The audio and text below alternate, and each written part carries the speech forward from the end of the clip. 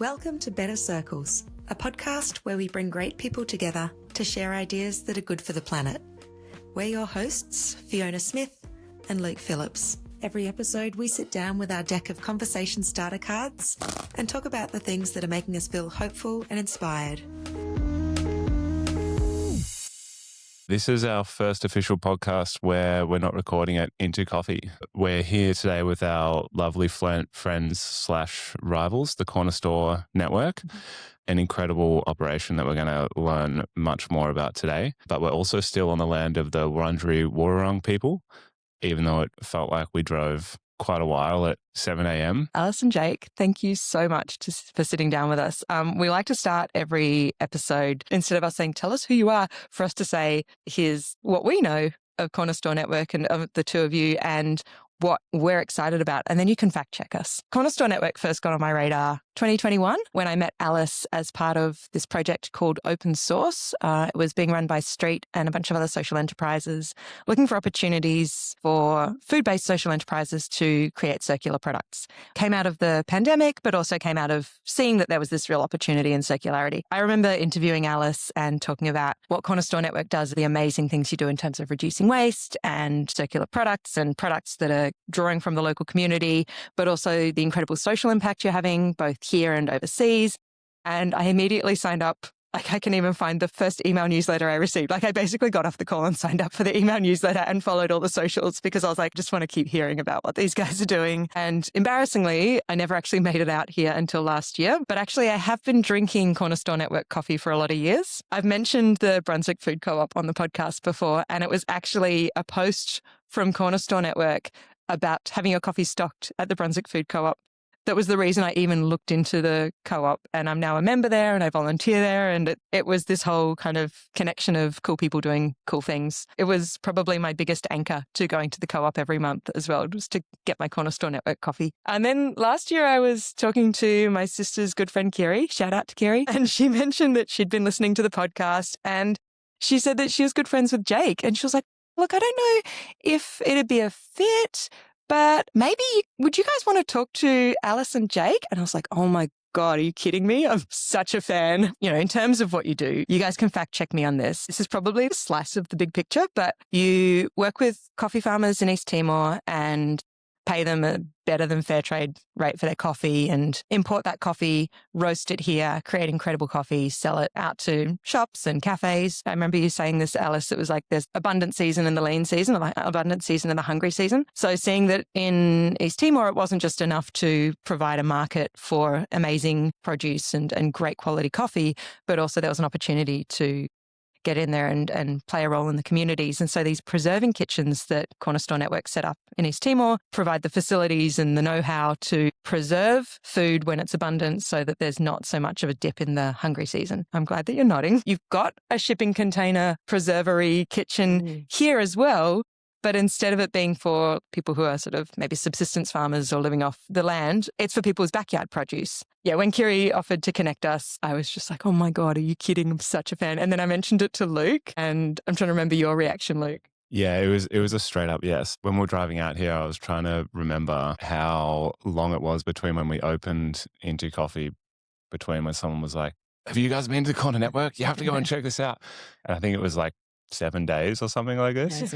So good. I've heard so much about it from afar, so it's great to be here and meet you. And really looking forward to chatting. Any fact checks on there or any bits that we've missed out that you'd like to fill in? I think you guys pretty much nailed it. And thanks so much for coming out. It's great having you here as well.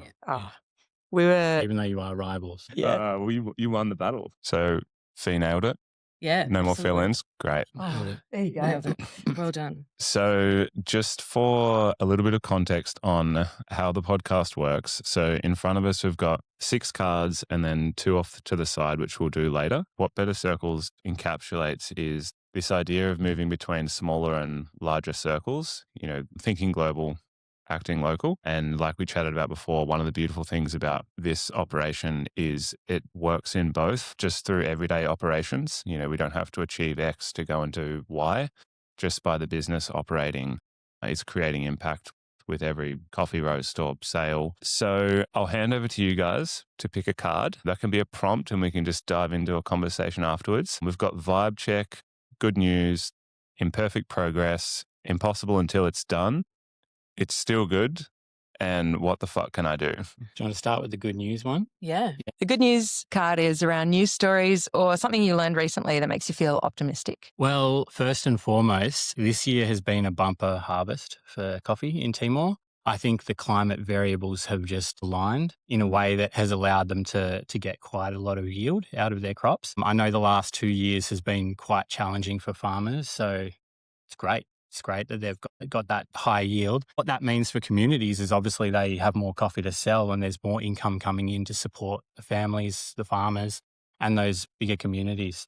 So that's a really good thing. Timor has some pretty extreme climate swings, so can either be torrential rain or drought, basically. So trying to find that happy middle ground where the coffee loves that is always a challenge. So that's a really good thing that's happened. That's awesome. Yeah. Yeah. Yeah, I wasn't sure what you meant by bumper, but I'm glad that means good. Yeah. Bumper, yeah. A high yield of coffee, basically. Great. How does that work from the farmers, but also from like the distribution side with those fluctuations? How do you guys manage that? It's challenging. We also run a model where we don't request samples up front. So we run a model where we work directly with farmers through the Cornerstone Network in Timor-Leste, which also exists. So there's a Cornerstone Network in Timor, which is our sister operation, completely Timorese run and led, which is super exciting. That was a silver lining of the pandemic, and that we couldn't travel so much over there, and it became locally led. And it was always what we had planned for the Cornerstone Network in Timor, but we figured that it was going to take a little bit longer. And then our inability to travel just meant that they had to embrace it and run it, and they absolutely have. So the model is that we work directly with the farmers over in Timor. We pay above an international fair trade price, and we also run a model where we pay upfront for the coffee. So we either pay 75% upfront to the farmers or we pay 100% upfront, which means that they're reducing some of their risk. We firmly believe that why should all of the risk sit with one party in the negotiation? And so we take on that risk as well, which means, I mean, it's a silly business model in many ways, because we could get left with either no coffee or terrible quality coffee, particularly because we don't request samples. It also means that year on year, the quality can really differ. We can get coffee that has got too high a moisture in it. It's too dry. Last year, there was quite a lot of coffee that had imperfections, broken beans and things, and it's just a risk that we take. But it's also a country that's developing and building their coffee industry. And so we believe that it's just part of the process, that we will get imperfect coffee every now and then, and it's up to us to roast it in a way that is still delicious in the cup. Yeah.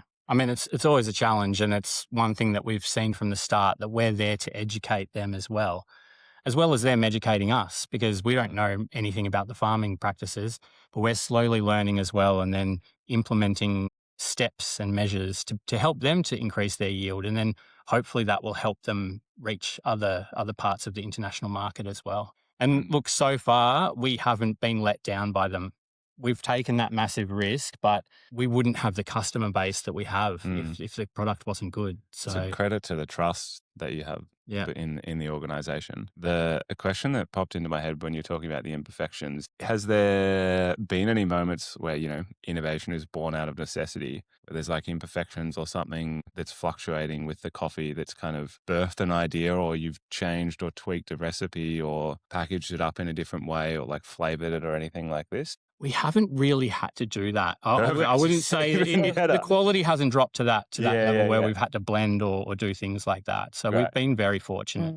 Perfect. So when you say imperfections, they're like... Look, we can pick them up, and there are also imperfections that are more obvious in a green bean than a roasted bean. There are imperfections also in terms of like, if coffee has been sitting around too long after what our ideal roast date is, we'll just discount it, we'll make it available, we'll never throw it out. And a positive angle that's come out of the raised number of imperfections is that we have now had to drill down into what was happening in the processing there. It was being processed by a larger company, And we've since taken it a bit more local and have been able to employ a whole lot of local women to now come in and hand sort, because we found out that the coffee was being hand sort by, I think, only 2 or 3 people, because this other company, they didn't care about our coffee or the quality of it. They were just processing it because that was part of their business. And so now we've gone out there and hired more people, creating more jobs. And can you paint a bit of a picture of what that actually looks like? So the process is incredibly manual and laborious. And I think that it's important that people that drink coffee understand the process, because when you actually understand the process, you'll understand why the cost of a cup of coffee is what it is. We're really happy to pay upwards of $15, $20 for a glass of wine or craft beer. Why wouldn't it be the same for coffee? So the cherries are on the tree, and we're talking not plantations. So this is wild coffee that grows in amongst the jungle and the forest. Lots of hills, very muddy. It's families and communities that will go into these places and hand pick all of these cherries. You'll see in a lot of our photos, there's a lot of kids that are involved. It's a real family community process that they all get stuck into it. From there, they will tip all of the beans onto a tarp and sort. So they're beans in a cherry at this stage, and they're hand sorting, pulling out ones that are too ripe or underripe. From there, they will pulp it. They'll pulp. Remove the cherry and the fruit from the beans, and then another layer of sorting, and then some water fermentation onto drying beds. There's quite a few steps of hand sorting. Yeah, and then from the drying beds, it all gets put into Hessian sacks, taken by truck from those villages down to the capital, Dili. And then from there, the parchment gets removed. Yeah, so it's like a little papery skin that's still on there that's dried once it was on the drying bed. And then it is all hand sorted, so size and quality. So just people sitting at what look like school desks, just sorting. And when we're talking, we don't actually get that much coffee in the scheme of the world's coffee supply. This year we're getting 10 tonne, which is 10,000 kilos. But even that, you think about hand sorting 10,000 kilos of coffee, and then it's actually 15. It's actually 15,000, yeah, because you lose. But coffee is this most incredible product that gets exported around the world. Most of us can't survive without our morning coffee. And yet there is this real disconnect in thinking about who are the farmers that are farming it, who are the people that are processing it for us, what are all of the steps. It then arrives here, it's roasted by someone who's skilled and understands beans. It then has to sit and release its gases. It's made into a coffee by a skilled barista who really cares for how it's extracted and what milk goes with it. There is so much of the process in what goes into a cup of coffee. It's really remarkable to me that, that we get this most incredible product from all of the work of many, many hands, And people complain about $5. That's right. Coffee. Yeah. I just wanted to loop back, because one of the things that's already come up twice in this one conversation is you've had 2 things that could have been setbacks that you've then turned into opportunities to create employment opportunities, social impact, a better process, a better network out of it. You mentioned before the pandemic meant you couldn't travel, so you were able to build up your team in Timor to run Corner Store Network Timor. And then you've said the quality wasn't great, so we were able to dig into the process and understand, that was all going to some big company who wasn't employing a lot of people, wasn't really caring about quality. So now we've employed more people, our quality's gone up, our network, our impact's growing. It's like, this is like a pretty magical model. It's a really cool way of thinking as well. Not like, this is a setback and how do we cut, how do we shrink, how do we fit the problem, instead of this sort of really expansive thinking of like, where's the solution and how could it live with people and opportunities? Is that something that just comes naturally to both of you, or have you learnt that over the years? I would put a lot of that down to our dad. Yeah, that's what I was going to say. Full disclosure, Jake and I are siblings. And our dad, Andrew, is a social entrepreneur from way back. And we grew up in, following him around. We went into a lot of First Nations communities. We went into a lot of public housing. You worked with him for a long time. And he has this remarkable way of nothing is a setback, nothing is a hurdle, nothing is insurmountable. And I think we've learned that. I can't believe sometimes when I walk in here that we got it going, that we built it. But I think so much is just his fierce determination, and you have to make it work. You always have to make it work. There's no one that's going to bail you out. We've also invested a lot of our own money personally into getting this going. And so we're not wealthy by any means. Like, there's no mat under us if it fails. I think also when you get to know communities in places like Timor, you feel a real responsibility in doing what you say you're going to do. And I think in those places, trust is so critical and important. And there have been so many instances with the charity and aid model, that traditional model of people coming in, this kind of top-down solutions, imposing on communities, not building trust, and then walking away when it gets hard. And that does real damage, and it should do real damage because it's a terrible thing. And so I think we've learnt that if you say you're going to do something, you have to commit to doing it. But yeah, definitely from Andrew, I think a lot of that thinking has come. We want to take it a step further as well. We want to set up our own processing facility that would be completely Timorese run, and it would create a lot of jobs. You know, the absolute goal would be to have something that was built in containers, because I mean, you know, we just do everything in containers. So, and it would be solar run, which would be amazing. So that's the goal for the next 12 to 24 months. Oh, wow. That's a nice timeline. Yeah. At risk of getting into the weeds too much, 9 years you guys have been operating. Yeah. And then your dad, did you guys found it together, or what was the nuts and bolts there? So I founded Corner Store Network in 2017. I was a chef by trade, and then Dad took me to Timor. He really wanted me to get into the coffee, and I kept pushing back, saying no. But I had finished my chefing, and I just had a lot of rage. Chefing tends to do that. For some reason. It was chefing rage, but it was also just rage at the world and this no way to channel it except getting out on the streets and protesting, but that didn't feel like enough. So I went on a couple of trips with Andrew to Timor, and he hoped I would get bitten by the place, and I wasn't. I kept saying, this is your thing. Like, I don't want to do what you've done. I want to go and create my own journey, I guess. And I happened to be selected for a program called the Foundation for Young Australians, Young Social Pioneers program, and it was 60 young people across Australia that were doing work in solving some of Australia's most wicked social problems. We had to pitch at the end of this 6-month program for $10,000. I went in to the facilitator and I said, I'm going to pitch about coffee and coffee carts. And he said, oh, look, that's great, but the person that just came in before you is also pitching around coffee and coffee carts. Could you do something else? And I said, well, I've got this kind of really embryonic idea around food preservation and containers. And he said, go with that. That's what you're pitching. And I said, it's not an idea. There's no concept behind this. And he said, that's cool. Just pitch it. So I pitched it. I did this minute pitch and I didn't win the $10,000. And I was like, okay, well, that was that. And we'll keep doing what we're doing. And then about 2 weeks later, I got a call from someone who had been in the audience who was an angel investor and said, would you come and pitch to our board? We really liked what you were talking about. So I went and I pitched to them and they said, that all sounds great. How would $75,000 sound to get it going? And I was like, my mind was blown. This was not an idea. This was not a concept. This was just a harebrained kind of thing in my head. But suddenly I had this responsibility. People were investing in me and the idea, and I had this responsibility that I had to get something going. So it was at that stage that I officially created an organisation and legally and got the structure and a board and everything in place. And that's how it was born. And then it was a few years later that I convinced you to leave your very well-paying council job and come full-time. I was in the IT sector. So I was already loving just helping people. That was my daily job. And then obviously Alice and Andrew pitching it to me as, you know, you can take that same altruistic nature of yours and put it into a bigger scale and help people abroad, help people of Timor.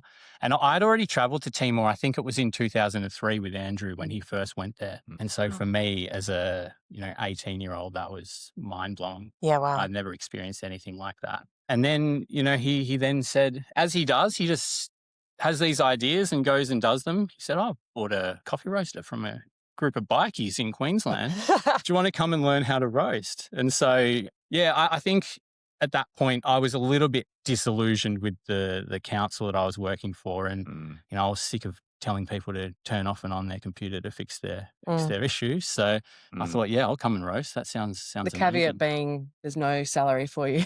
Yeah. So, I mean, that meant moving back in with mum and dad while we got it off the ground. Yeah, and wow. initially I was going from my job to the warehouse that we were renting and roasting after work. And it quickly got to the point where, Wow. that wasn't realistic for me to do that amount of work. So I had to quit that other job. Can I ask, do you remember any version of this 1 minute pitch when it was just like this embryonic idea of what you sort of said it was going to be? Yeah, I mean, really embarrassingly, I had to go and buy a jar of pickles. because I wasn't preserving yet, Yeah. but I had this concept. So I wanted a prop. I wanted something visual. So I bought a jar of pickles and peeled off the label. And it was all around, can pickles solve world hunger? But it was a bit of a blur, one of those 1 minute pictures that is a bit of a blur. But, as far as Jake's concerned, in our family, just generally, pictures are never pictures. Pictures are expectations. So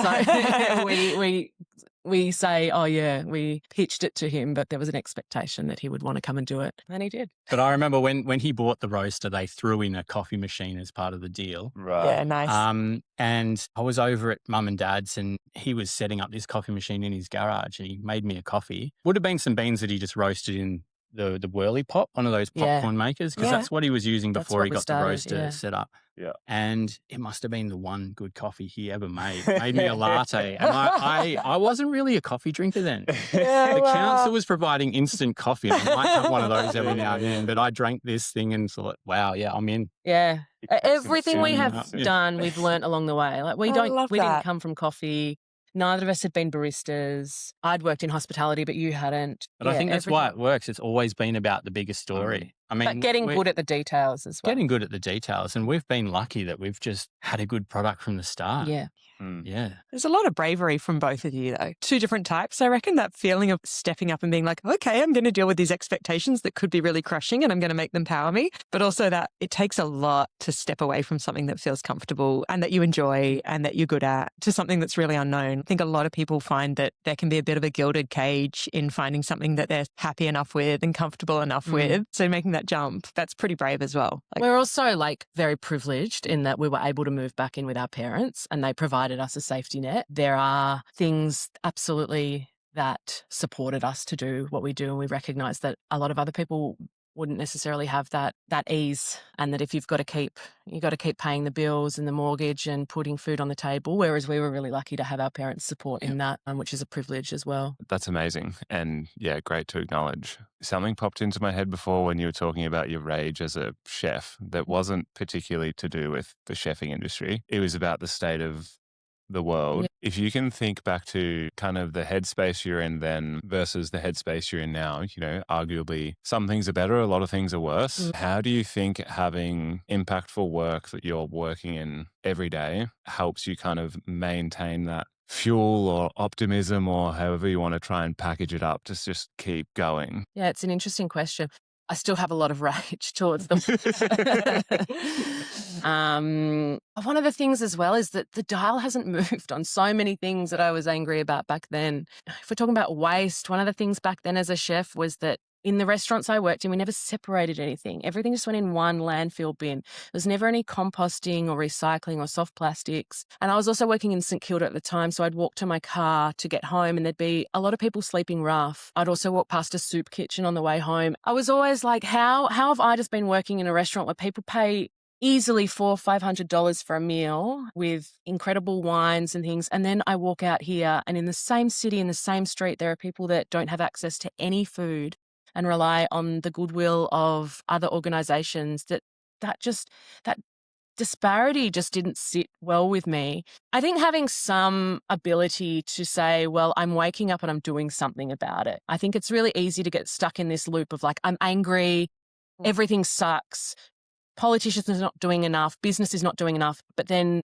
not doing anything about it. I think it's really easy to get stuck in that. I just think making really small steps, whether that's what we're doing here or whether that's composting at home or taking a reusable cup or paying the next coffee forward. I think there are such small things that we can do as a society to make things better. And I just don't want to be a person that sits there angry without creating any solutions or without making the world better for anybody else, because I think that it's really easy to get churned up and into that cycle and that loop. And I think that rage is always going to exist, for all of us, right? Particularly in the dumpster fire that is the world right now. But I think we can make particularly our local communities better. I think that we can create engaged local communities, and whether that's the fact that we see the same people come in every day for a coffee and you have a little chat with them and you hopefully make their day a bit better, they make our day a bit better. I think that we can get too consumed by what's happening out there rather than what's kind of happening here, Totally. Oh my God. That's the through line of this podcast. And actually, I think we've just done the card, which is what the fuck can I do, which is your tips for what people can do to contribute to positive change.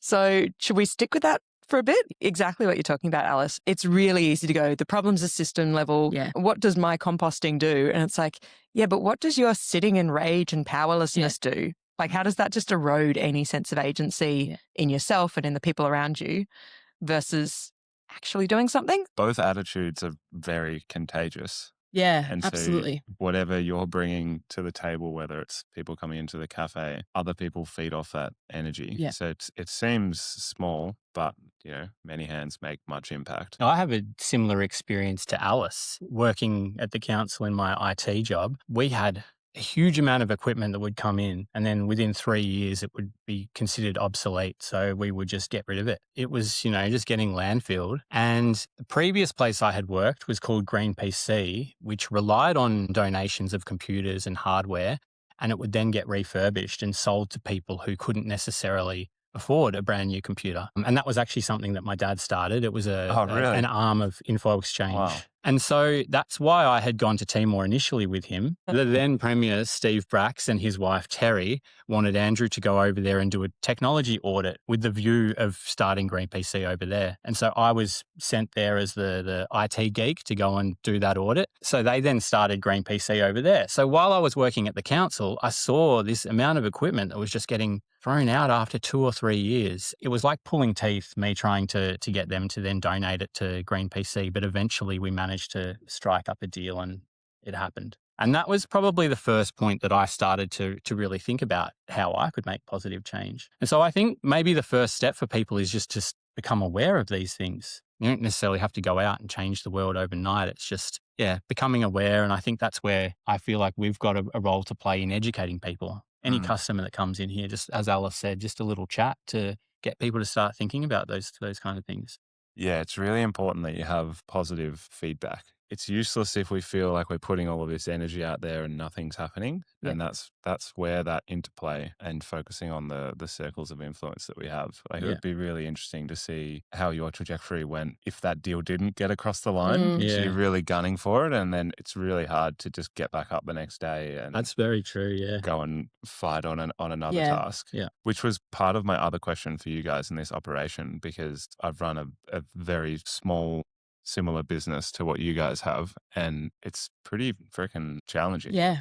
Coffee, as you touched on before, is not an easy market. There's a value shift in the perceived value and the market value don't really align. What are some times where you've kind of really been sitting there and going, how are we going to push through this, or what are we going to have to change to try and make this work? And how have you adapted and grown, and how has that kind of compounded over the last 9 to 10 years? Yeah, it definitely happens. We had this conversation yesterday. Like we're constantly having this conversation of how do we make this work? Is this what we want to do? It's just that constant evolving conversation. I totally agree with what you're saying in terms of, you have this constant conversation around the market value, the perceived value. But then also trying to do things in a regenerative, sustainable way kind of adds even more complexity on top of that. Prior to COVID, we didn't offer single-use cups, and it felt like that was one of the first things that happened in COVID, that everyone was like, oh, no one wants to touch a cup anymore that someone else has touched. So we moved back to offering single-use cups, and we haven't been able to get rid of them again. And whilst we keep kind of, I think, deluding ourselves a little bit by going, but we've got the best on the market. They're compostable and they're the best we could possibly do. Trying to do things in this way adds this complexity. It's not just trying to run a normal cafe. And I think so much comes back to like behavior change, and you're actually not just selling coffee, you're trying to change people's behavior, which is one of the hardest things to do. I think, like with any of us, if you think about our instilled values and things, they're really, really hard to change. I don't think we've found the solution yet, though, in terms of how we overcome all these challenges. It's just this constant like, all right, well, we'll see you tomorrow.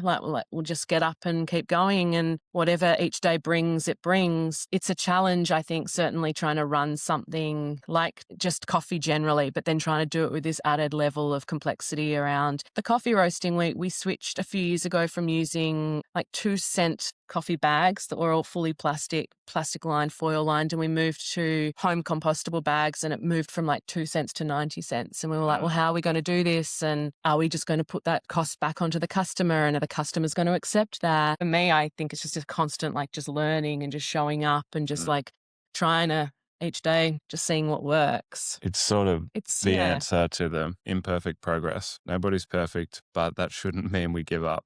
What imperfect progress have you made? Yeah. I think it's just, you can't not start because it's not a utopia from the get-go. Yeah. And the coffee cups thing, we put a lot of research and effort into figuring out whether it would be better for us to keep running all of the other positive community-driven stuff that we do, but introduce single-use coffee cups to kind of help that operation run better. And we chose not to because that wasn't what we set out to do. But in your guys' instance, I think it makes total sense. And they are getting substantially better. The cups themselves, they're not perfect. I also think that is the path forward, just for whatever that's worth. I don't think we're going to beat convenience culture. No, I don't we're think not so. going to live in a 100% reusable economy. So like for an operation like this, it's so much more important to be funding all of the other things that you guys are doing and to have good experiences with more people coming in. So I think it makes total sense. I appreciate that, because when I heard that Into Coffee was coming, I've always held you guys up as this kind of beacon of what you can do. I think also location, geography matters.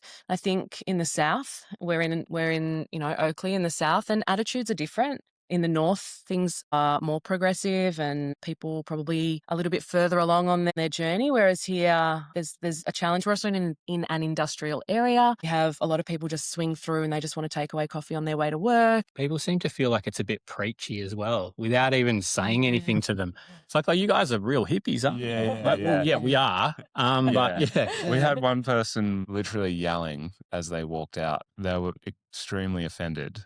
And I was like, okay, I'm sure that maybe that's not the only thing that set them off, hopefully. We have a coffee van that we take out to farmers markets, and we have a collection of about 200 ceramic cups that we take. And I would say it's a split of about 50-50. And the amount of people who have been given the option of, you can have one of these, you can stand here, or you can walk around the market, they come to the realization that maybe I'm not as busy as I think I am. I do have a couple of minutes to sit down. It's a nicer experience to drink out of a ceramic cup. Our place was like very comfortable. It was designed for you to want to sit and hang out. And the amount of times that someone would come in and exactly like that, like, oh yeah, just take away, and like they'll get a sandwich, and then you give them the coffee. Why don't you just have the coffee while you wait for the sandwich? And then they're sitting down on the couch having the coffee, and then you drop the sandwich over, and like we do them in Tetra Packs, and then they just sit there for like 20 minutes and just hang out. I love that. But you can't tell someone that one. No. That's the other thing that breaks our heart a little bit is the Tetra Packs. We haven't found a solution to that yet. Yeah. I was talking to someone who worked for one of the big alternative milk companies over Christmas, and he said, yes, there's something in the works. Ooh, so exciting. It was exciting. In my line of sight over here, you've got the refill station, you've got all your refillable cleaning products. Do you ever have someone who comes in, grabs the takeaway coffee cup, but the refillable cleaning? So you're still, the fact that you're open, that you're an anchor for them. Like when I think about the food co-op, I was going there to get bulk coffee in my own containers and get my cleaning products in my own containers. And that was the big thing. But the coffee was the anchor. If you think about that net impact, everything else you're doing here as well. Because Into also had a mug library. If people are bringing stuff back to get their refills, bringing back the mug, but people didn't always want to do that. I loved the mug library. Well, you've just got to have the most hideous looking mugs in the library, so people don't want to steal it. But yeah, I mean, we did the same thing pre-COVID. It was COVID that just killed a lot of that for us. And I just think it goes back again to imperfect progress. Like, I think also we can get bogged down in being a bit holier than thou sometimes, and we're like, well, why did that person get a cup of coffee in a takeaway cup and then they sat there and drank it and then we had to throw it in the bin? But like, we're not perfect. Yeah. And like 2 weeks ago, I desperately wanted a coffee and I didn't have my cup and I got a takeaway. And I think you got to bring people along on the journey. Again, it's about behavior change, but not in a preachy way and not being like, we're doing all of this, what are you doing? Because there are things in both of our lives that we do that we could do better. And I think people respond much better to encouragement and learning and education rather than being told, well, what are you doing? Yeah. How are you still using a disposable coffee cup in 2026? Well, as you said, convenience culture exists and it always will. And It's about doing everything a little bit rather than doing, one or two things exceptionally. In the spirit of, trying to find a foothold to be optimistic with that kind of stuff. One of my favorite case studies is, the blue zones. Yeah. I can't remember the guy's name. He went to people that have the best longevity in the cultures and analyzed them all. And then post that project, he has gone and tried to implement them into metro areas. So they began with basically a behavior change approach where they would partner with councils and government and do all of this work to educate people so that they could live healthier and be more aligned to Blue Zone's lifestyles. And summarizing his words, but that seemed to be a massive flop and didn't really work. And so they pivoted to work with the same organizations, but to change the infrastructure that everyone just operates within. Okay. So it's taking it off the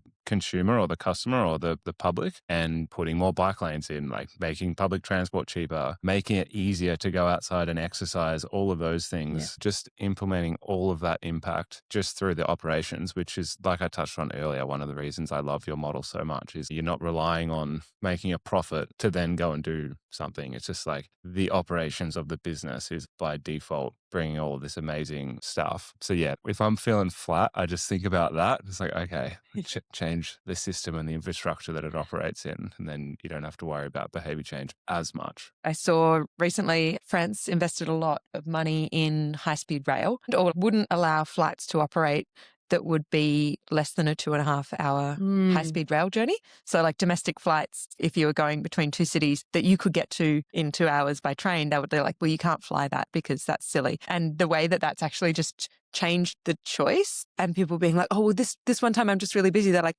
it's a train journey. That's not a flight. It's not, the flight's not on the table anymore. And I think about your like, there weren't any takeaway cups at Into when it's flights and there's no flights. It's not like someone's going to go to a different, airline or something. Yeah. And that was it. It wasn't an airline decided to ban flights or to stop running flights. It wasn't on one business to do it. It was at that government level of saying, no, between two airports that are less than a 2.5 hour train ride away, there won't be flights, but also there will be high-speed rail infrastructure, which is like huge investment on their part. The impact must be huge. It feels a little bit like imposing on people and saying, well, you will do this instead of that. Particularly when billionaires can still fly around in their private jets. Well, exactly. Yeah. There's the rage. There's the rage. Yeah, exactly. Tough to find a foothold on that. No, totally. And yeah, you're 100% right. I guess I was just thinking like it wasn't put on one airline who then had to watch all of their profits disappear or their income disappear from those flights. It was industry wide. I hope that that's the language that they used as well. Like, you can't fly there because that's silly. Official government slogan. In a French accent. Yeah, that would work perfect. Well, we've got 2 questions left. So this card is It's Still Good, our hard rubbish, repair or salvage stories. So what have you saved or kept? Well, from a personal point of view, one of the things that bugs me is when we've got bags of coffee that we might have had returned to sender or we used it as a display bag. And so instead of chucking it out, I just take it home and drink it. So nice. At the moment, I've got 2 open bags at home. One's from 2022, the other one's from 2023. And it's ground coffee. You'd think it would have gone stale, but it tastes great. Awesome. That's great. It tastes fine. Good bags. So anyone who's getting precious about, their 2-week date on their coffee bag, it's just, that's rubbish. I love that. That makes me think, because you've got the preservery here and I love that it's backyard produce. Like I love that is, because what got me into making jam and then marmalades was I lived in a house with plum trees and I got so fed up with the amount of plums that were just rotting, but we couldn't eat that many plums. And so I decided to learn how to make jam, and then people knew I made jams and pickles and whatever. And so someone at one point gave me an enormous crate of grapefruit that they couldn't use. And I was like, guess I'm learning to make marmalade. But an old housemate from that first house with the plum trees recently found at the back of a cupboard a jar of plum jam. Wow. And she goes, I figured no one had claimed it, so I'd eat it. And I was like, and how did that go? And she's like, it's so good. It's amazing. And I was like, whew, sugar. Yeah, that's it. So really preserving. Sterilize your jars, use the sugar. Like it was probably my first batch of jam. And I mean, you would have seen if it was moldy, but also she was like, no, it's still great. Commercially made food has to have like a best before date on it, even if it doesn't go off. What gets me is like honey has a best before date on. They're finding honey in Egyptian tombs that is still would have been edible. Like honey itself is antimicrobial and lasts. Salt that has a best before date. It's ridiculous. It's ridiculous. That's where people need to learn to use their instinct. Yeah. The good old smell test. Yeah. I think that best before dates are there just as a guide, right? Yeah. Our tea leaves, 3 years. Sealed. Wow. It's completely sealed. It's not going to oxidize or anything like that. It's tea leaves. Yeah. I mean, that's it. I love that you brought that one up because it just makes me think, like I was just telling Luke about it on the drive here. I was like, yeah, she was eating 5-year-old jam that I'd made and it was still good. Very impressive. Yeah. Do you have any other It's Still Goods, Luke? One of our ex-cafe customers, they've got this lovely little dog and she's got these pair of felt Birkenstocks that she just loved. Sorry, that would be amazing. The dog is a he. The dog ate Neve's Birkenstocks, the felt ones. You were there when she came and dropped them off. And she's like, oh, do you think you could fix these? And I hadn't seen them. And I was like, yeah, of course. It should be super straightforward. We've got like an industrial machine, whatever. And then she brings them in and the dog's fully like eaten parts of the tongue and stuff. Like parts of the shoe are just no longer in existence. So it's like, we can do that. We can give it a bell. We'll put some photos up for the recording. But what I thought was going to take about 45 minutes ended up taking about 6 hours with like a hand stitching needle. And it was like raining outside. So it's like, I guess I'll just have like a couple of glasses of wine and just like sit here and punch away at it. But it was so satisfying at the end because it's so unique. It's so far beyond commercially viable to like have that no one's going to have anything that looks like that shoe. And then I also learned a bunch in the process. Our dad is so good at salvaging things, especially for his nephews. He finds like little toy cars and bikes and stuff that's still in really good condition. It might just need a little bit of restoration, but why someone would throw that out of, like, I just can't believe it. Yeah. Yeah. Yeah. The amount of stuff that I find on Hard Rubbish, perfectly good. These shoes, Hard Rubbish. Hard Rubbish. Took them to a cobbler, got a new heel put on them. They're almost due for another heel. I need to have like a little like score of how many times I've had them rehealed. Your story like makes me think of It's Still Good. So I got my partner, I got him a one-off sewing class, like an afternoon at N2.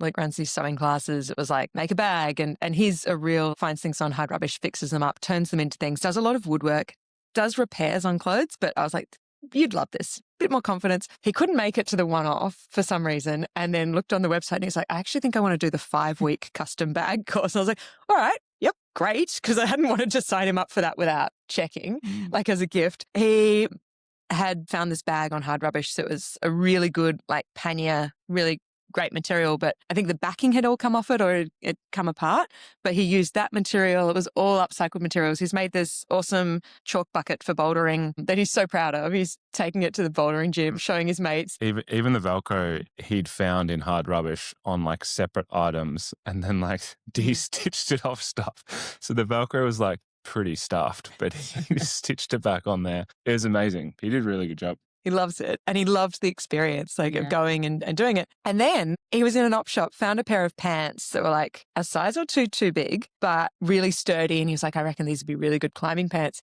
Tailored them in, put an elastic waist on it. Like the confidence from this 5-week course, the amount of stuff he's been doing to sort of just, keep this all happening. It's incredible. That's an It's Still Good of like repairs. Yeah. But like the confidence uplift from doing that course and having just a bit of like positive reinforcement. And when you say, you have the example of your dad who's like really good at fixing stuff. Like when you just see that modeled, you go, oh, that's possible. Yeah, I could totally be using that, doing that, fixing that. That's why I think that has been lost on our generation a little bit, that ability to just fix things. And it's definitely something my dad's taught both of us. We rarely get coffee machine techs in here because we just, we want to learn how to do it ourselves. Everything that's gone wrong with our roaster, whether it be here or in Timor, we've fixed everything. And like you're saying, your friend making the bag, the satisfaction of doing it yourself it's just an incredible feeling. Yeah, it's so good. Like what you were talking about with the use by dates. And like, I think a lot of people just don't have that confidence, but it's what is really important for whether it's sewing or preserving or whatever it is, that we kind of reduce the barrier to entry on those things, because we're also disconnected from how things are made that you're like, I don't know, I guess it is 2 years that my honey expires, like, but you just don't know. Do you guys run workshops for preserving and Yeah, stuff? we have. I think also on that, we have everything at our fingertips. You can jump on YouTube and learn to do anything. You can Google anything. Like, we've never been more connected to be able to tap into, how do I learn how to do this? It's having the confidence to start, right? And the trust that I think you'll be okay. Like, I think when I started preserving, I got really, really freaked out about botulism. Me too. Yeah. That's what I was scared about with the 2020 jam. Yeah, because you can't see botulism. That's what I kept reading. You can't see it. I just kept thinking, wow, what if something goes wrong and people get sick? And I think that's always the thing that I was so worried about with preserving. But then I kind of figured, if you put enough sugar, you put enough acid, it'll kill everything and it sterilize should be the fine. jars. Yeah. Yeah. I think that's why I asked about the workshops, is I think it's kind of the role. Like, obviously you create a good experience, but I had the exact same thing when I first tried to pickle something. Yeah. Because if you put it into Google, and botulism was just everywhere. And I was like, well, I kind of want to keep this daikon, but like, I also don't want to die. And when they're the two options, it's like, I ended up just not eating them, was the thing, because I was so scared I didn't do it right. And the same thing happens with sewing, is like, we get to the end of classes sometimes and they're like, is your job just to tell us that what we're doing is fun? Yeah. Like, kind of, it's that confidence. And once you do it, it ripples into everything else. So I do feel like we are moving back that way. Would love to come and do a workshop. Yeah. Yes. I'll let you know. Yeah, Please do, absolutely. Yeah. Been on my to-do list for 4 or 5 years. So yeah. I totally want to come and do stuff in the preservery. Yeah. Is there another card you'd like to do? So, vibe check. This one's just a bit of a, like, how's your glass? You feeling a bit half full, glass half empty, and why? So what's going on for you guys? How's the vibe? My vibe is surreal. I have a flight tonight to Uzbekistan. Which is not somewhere that many people are saying that they're going to. I'm going for 6 months on a fellowship to the Aral Sea region, and I knew nothing about the Aral Sea before I got this fellowship, but essentially it was the world's 4th largest landlocked lake. And in the 1960s, the Soviet Union diverted 2 of the rivers for cotton irrigation and farming, and have essentially dried this lake up to 1/3 of the size that it was, which has decimated communities that lived in that region. So a lot of communities along that region relied on the lake for fishing, for agriculture, for everyday life. As that lake has dried up, it's meant that they've lost their livelihood in terms of being able to fish. It's also had these massive implications on the soil. And so the soil has gotten incredibly toxic and salinated. And so growing food has become really challenging, because a lot of the food is now contaminated. If you're growing stuff in the ground, or stuff that's maybe not even growing in the ground, but it relies on the soil, it contaminates that soil and makes it toxic to eat. And then they also have, because it's a desert, massive winds. And so the winds pick up the dust and the salty seabed and throw that into the air. And so there's huge issues around respiratory illness and people ingesting a lot of that toxic seabed and dust. So the fellowship is for 6 months, and we're looking at food and water and essentially how we can create solutions to these issues, whether they're solutions around how you can grow food in an area that doesn't have soil in which you can grow in, and also providing water solutions. So the water is contaminated as well. You can't drink the tap water. So yeah, we're spending 6 months. There's 10 internationals and then 10 locals, and people that come from a whole range of different backgrounds, multidisciplinary, but all people that either have skills and backgrounds in food and water. So that's what I'll be doing for the next 6 months. And yeah, it'll be such a different experience from turning up at the cafe every single day, and it'll be challenging and exciting. And yeah, my vibe is high. How did that come about? I follow this account on Instagram called the Preserve Journal. And the woman who runs that account is actually one of the expert mentors, and she posted about this program. And so I looked into it and I applied for it, thinking, yeah, like just one of those things that you apply for and you kind of think nothing's going to come of it. And you're like, oh, goodness. Yeah. Then I got the interview and I was like, I'll do the interview. And then I think after I'd done the interview, I said to Jake, There's a chance I might be leaving for 6 months. Are you okay with that? What'd you say to that? Well, I'm actually having a baby in May. Wow. And so I'm a bit terrified that Alice is Congratulations. So yeah, my vibe check is equal parts motivation, feeling very positive, but scared as hell at the same time. Wow. What a next 6 months is Yeah, going to be a big- total yeah, transformation for both of you. Yeah. Yeah. We should do part 2, 6 months time when Yeah. you're back and when you're a dad. And I think oh my everything God. will look really different, actually. And yeah, I think we'll figure out what's important and what we want to put our energy into. I mean, it's still obviously going to be the coffee, and my passion is around food systems and creating community-led food systems and moving away from the multinational duopoly that we kind of all only have the choice between at the moment. And so, yeah, I think that things will look really different, and your passion is the coffee and growing that and working with the communities in Timor and building that aspect. Who knows? Maybe the cafe's here, maybe it's not. Maybe we just move into the next iteration of what Cornerstone Network will be. And I think that's exciting. Look, this is exciting, but it's also, we're not business people and we don't even have a business plan, which is wild. We just kind of meet every now and then and go, what are we doing? But it's also exciting because it means that we can iterate and we can pivot and change directions, and it means we can always be pursuing the things that feel important to us and the mission. I'm sure our staff tear their hair out when we just pivot day to day. And Yeah. we've also got our coffee arriving in 2 weeks. So A new harvest. Yeah. cool. always an anxiety-filled time, just getting it to clear customs and then, tasting it and hoping that it's going to be as good as it's been in the past. So is that 15 tons at once, or does it come through? It comes all at once. Yeah. Yeah. So we get one harvest for the year, and it will see us through. I mean, hopefully this only sees us through to December, and then we need to order more, but usually we allow for about 12 months that it lasts for. When you're talking about community-led food systems, what's your kind of hypothesis, or what does that look like for you? Are we talking like remote, regional, or metro, or both? Both. Yeah, both. And creating solutions that can cross, whether it is regional or urban. I mean, the context is always going to be a little bit different. And so solutions, I think, should be agile and they can serve the needs of that community. But what I've been working on with Andrew for the last 12 months is, again, shipping containers, because shipping containers, it's circular. It's using things that they kind of have one purpose, but I think they're so exciting in what they can do, is looking at a hub model. So hydroponic growing inside containers. Obviously, the preserving happens in a container, water purification and catchment in a container, and then also an energy container. So looking at batteries and solar panels and things so that one container can power all of the other ones. And so it's a model that we think about the context of Timor a lot, and how energy supply is really patchy and difficult, and food is really challenging to grow. Even though their soil is fine, a lot of the farmers talk to us about they used to have a really great grasp on the seasons. And so you would just know that on the first day of this month, the rains would come. And so you would plant your crops knowing that, I've got 2 weeks of great rainfall and that'll set the crops up. But with the changing climate, they're finding that those things are less reliable and more challenging. And so last year, the Corner Store Network in Timor put all their crops in the ground. The rains didn't come for 2 weeks. They lost all of those crops.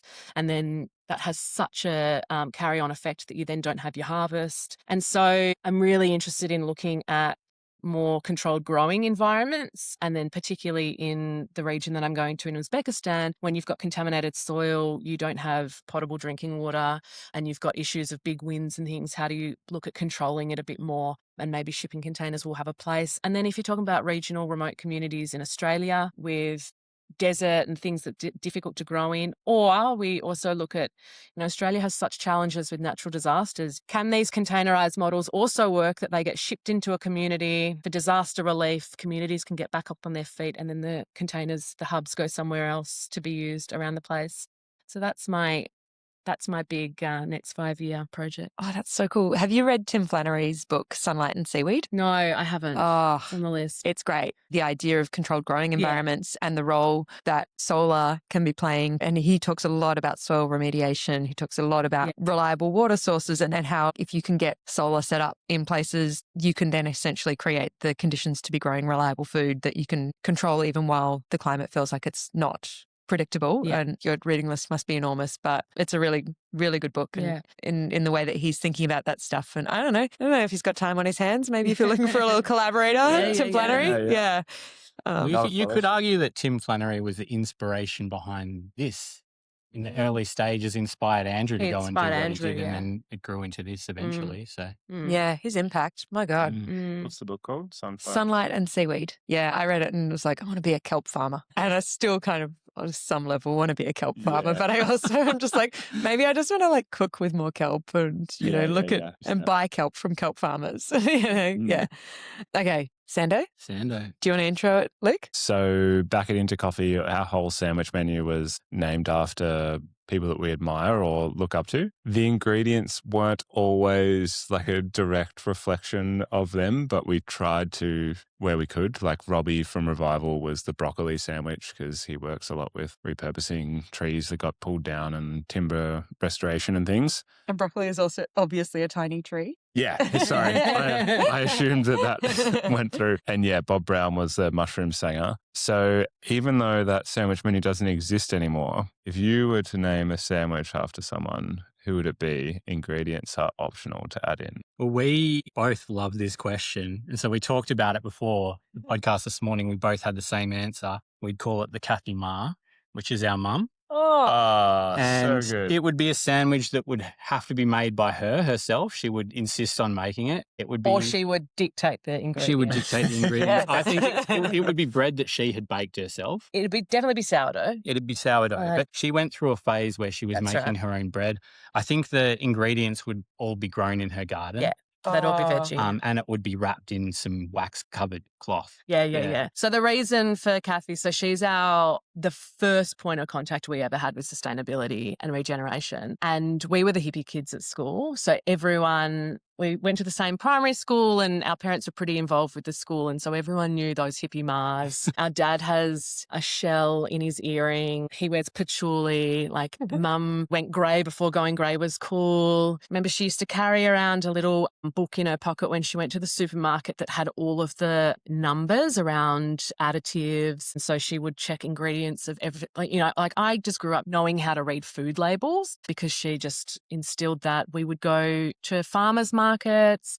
She always had this incredible garden. We grew up with chickens, so scraps would always go to chickens. She would wrap our school lunches in, that wax paper stuff and say, bring it home, I'll reuse it. Whereas, a lot of other kids had just in plastic. I just assumed that everyone composted. Yeah. I later found out that no, that was just something she was doing and it wasn't that common. Yeah.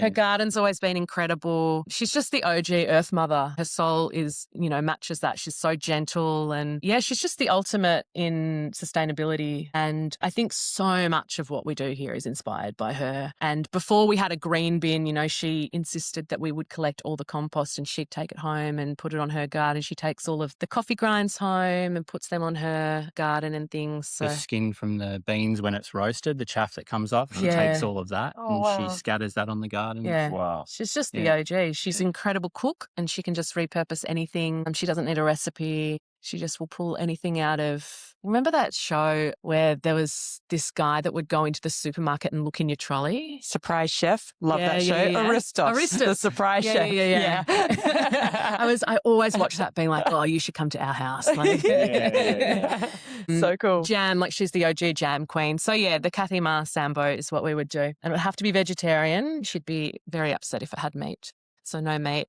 And everything from her garden. Real rabbit food. Love a good salad sandwich. What it would be. Or like a good veggie sandwich. I remember she would pick me up from high school in year 7 and we'd go maybe once a week to Simply No Need, a place where you'd buy all your milling flour and your yeasts and things like that because she was just, she was making all of her own bread. She would also drive us to school every morning and she had an old combi that had to be push started. So she would be in the car, the three of us, Jake, me and our sister, would push it down the street until she got it started. That's and then so we'd go. Exactly like that movie, Little Miss Sunshine. Oh my God, I love that. I love that movie. And it had a big sticker on it of a sun that said no uranium mining. So good. Yeah, just the OG hippie. Kathy. Love that. Sounds like a great sandwich and it sounds like a great childhood. Yeah. I imagine the ingredients would never be the same. No, it'd always be seasonal. Always depend on what's growing. That's so cool. All right. There's only one card left on the table. We should probably wrap it up with this one. This is a bit of a shout out to the listeners. Also, and unless Alice, Jake, you guys have any connections, but it's called 6 Degrees of Brian Eno because he's our dream guest. Do you guys, any connections to Brian Eno? No. Can't help you. Sorry. Yeah. We've got two degrees is the closest that we got. Okay. We chatted to someone who knew someone that was friends with him. Wow. So maybe that's 3. That's really actually. close. Yeah. Pretty close, yeah. Apparently, since social media, they say it's more like 3 degrees. Oh, Not 6 degrees. Yeah. Oh, no. We've just unearthed. We've actually unearthed one of them. I also think that, we could break with this is our first time recording outside of Into. Yeah. And so with Brian, we could do it online. We'd make an exception. Wouldn't ask him to travel to Collingwood. I'll come to his house. I'm fine with that. You ever just tagged him and asked him? Yeah, someone said that actually, and we haven't. We haven't. No. I think on some level we're like, we need to get a little slicker with our operations before we invite Brian into it. But actually, I think he'd enjoy the chaos. He'd love it. Let him set it up. Yeah. We'd get him to do the audio. Yeah. It's like, thank you both so much. Back to our vibe check. Thank you for making time on the day that you were flying out, Alice. I know it's been a busy time for all 3 of you who run cafes, and it's been such a good chat. So much fun. Thank you so much. Thanks so much for coming out. Yeah. There's a ripper. Great way to finish the week. Good luck on the fellowship. Yeah, thank you. And good luck being a dad. Thanks. Oh my God. So exciting. So yeah. cool. We'll have to check back in at the end of the year I and reckon, see what the trajectory of a corner store is. Yeah. Very exciting. Love that.